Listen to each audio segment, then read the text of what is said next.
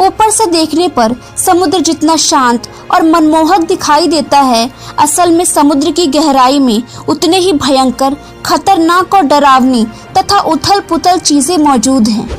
आप सोच भी नहीं सकते कि समुद्र के अंदर नदियां तथा गुफाओं से लेकर कई सक्रिय ज्वालामुखी तक मौजूद हैं। समुद्र के अंदर उपस्थित ये रहस्यमयी और विशाल गुफाएं पानी के कटाव तथा तेज समुद्री लहरों की वजह से निर्मित हुई हैं।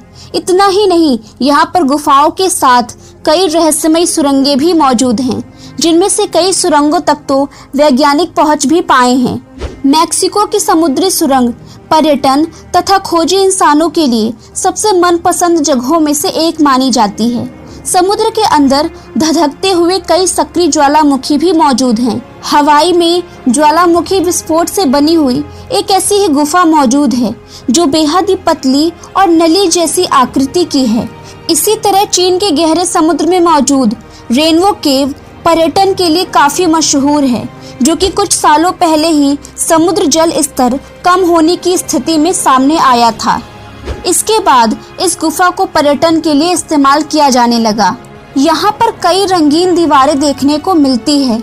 इस रेनबो गुफा की लंबाई 240 मीटर है, जो समुद्र की खूबसूरत दुनिया देख पाने का बहुत ही अच्छा विकल्प है।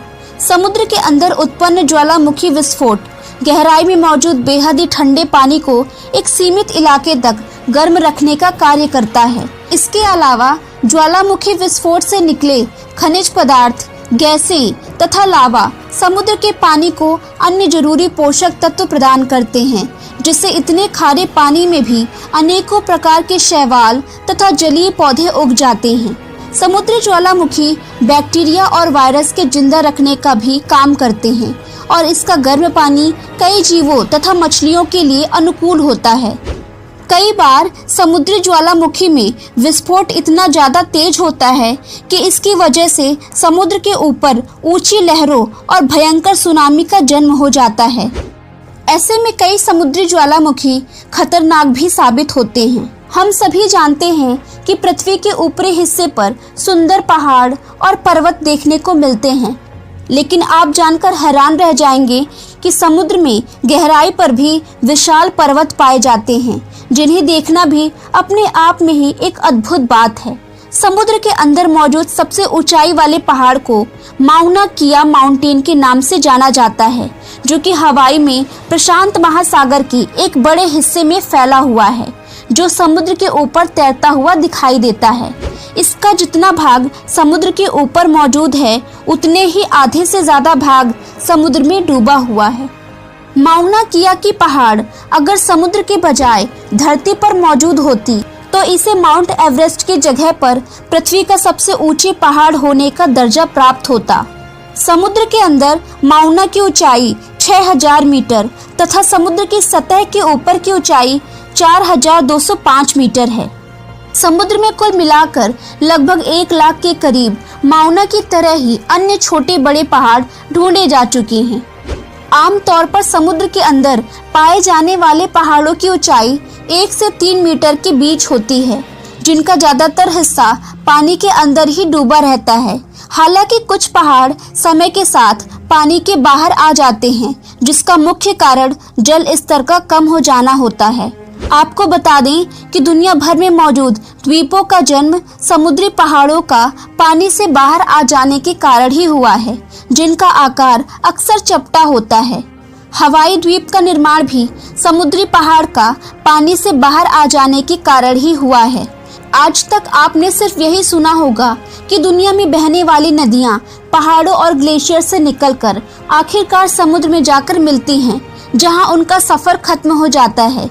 लेकिन आपको यह जानकर हैरानी होगी कि जमीन की तरह ही समुद्र के अंदर भी रहस्यमय ढंग से कई नदियां बहती हैं, जो अलग अलग प्रकार की धाराएं उत्पन्न करती हैं।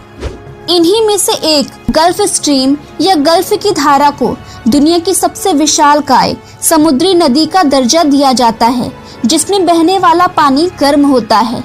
यह धारा मैक्सिको की खाड़ी से उत्पन्न होती है, जिसकी वजह से ही इसे गल्फ स्ट्रीम के नाम से जाना जाता है। समुद्र के अंदर बहने वाली इस गर्म नदी की वजह से उत्तर अमेरिका के पूर्वी तट से लेकर यूरोप के पश्चिमी तट तक का तापमान गर्म रहता है, जो कि पृथ्वी की जलवायु को परिवर्तित करने में एक अहम भूमिका निभाने का कार्य करती है। समुद्र के अंदर बहने वाली इस नदी को गूगल मैप पर भी देखा जा सकता है, जो इतनी बड़ी है कि अगर दुनिया की सभी नदियों का पानी एक साथ मिला दिया जाए तो भी गल्फ की धारा का पानी ज्यादा ही होगा।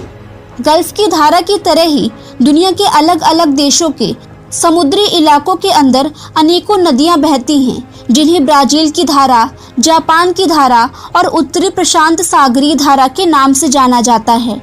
समुद्र के अंदर बहने वाली नदियां मुख्य रूप से समुद्र में रहने वाले जीवों के लिए भोजन तथा अन्य पोषक तत्व जुटाने का काम करती हैं। पहला कि जब एक ही घनत्व वाला पानी एक दूसरे से मिलता है तो उसकी वजह से समुद्र के अंदर अलग से एक नई धारा निर्मित हो जाती है, और दूसरा कि गर्म और ठंडे पानी की धाराएं जब आपस में मिलती हैं तो इस धारा से भी समुद्र के अंदर अलग अलग धारा उत्पन्न हो जाती हैं।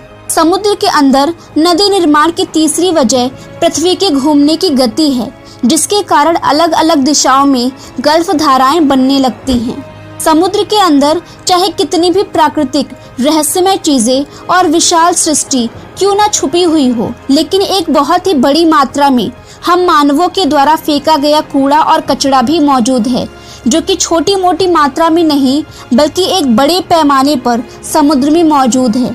समुद्र में सिर्फ मानवीय कचरा ही नहीं बल्कि अंतरिक्ष का भी कचरा फेंका जाता है, जिसमें सैटेलाइट से लेकर विभिन्न रॉकेट और स्पेसक्राफ्ट शामिल है। मानव निर्मित यह समुद्री कचरा समुद्र में रहने वाले विभिन्न जीवों को बहुत ही बुरी तरह से प्रभावित करता है, और कई बार तो यह कचरा समुद्री जीवों की मौत का कारण भी बन जाता है। समुद्र में स्थित पॉइंट नीमो एक ऐसी जगह है जहां पर अंतरिक्ष में खराब होने वाली सभी चीजों को फेंक दिया जाता है, और इस तरह से समुद्र में मानव निर्मित कचरे की संख्या भी दिन प्रतिदिन बढ़ती ही जा रही है, जिसकी वजह से समुद्री जीव सृष्टि खतरे में पड़ रही है। अगर मनुष्य ने अपनी इन गतिविधियों पर रोक नहीं लगाई तो आने वाले समय में मौजूद यह प्राकृतिक चीजें धीरे धीरे नष्ट होती चली जाएंगी।